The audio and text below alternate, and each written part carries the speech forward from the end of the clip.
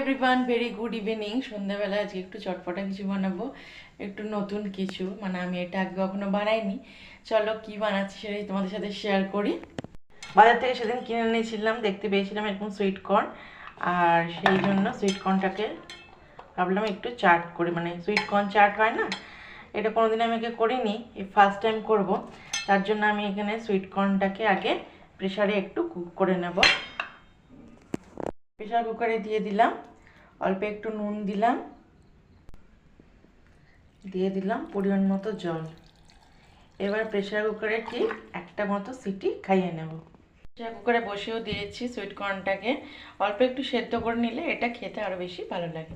চলো সুইট কর্নের চাট বানানোর জন্য আমি নিয়ে নিয়েছি একটা পেঁয়াজ, কিছু ধনেপাতা, একটা টমেটো আর একটা কাঁচা লঙ্কা।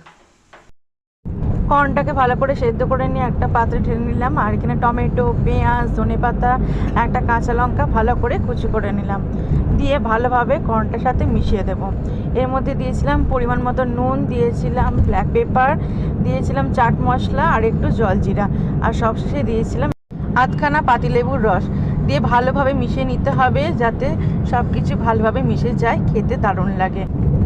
সুইট কর্নের রেসিপিটা একটা হেলদি একটা রেসিপি, আর আমি এটা প্রথমবার ট্রাই করলাম, তোমরাও ট্রাই করে দেখতে পারো, বেশ ভালো লাগে খেতে, একটু চটপটা হয়।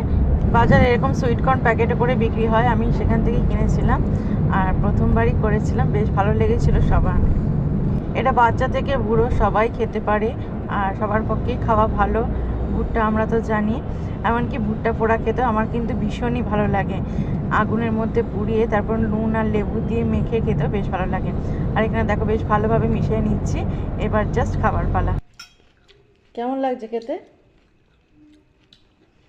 টক টক ভালো লাগছে? একটু লঙ্কাও দিয়েছি, ঝাল হয়েছে, একটু হয়েছে। টক আর ঝাল। আর তোমার সর্দি মুখে ভালো লাগবে, খাও। ভালো হয়েছে।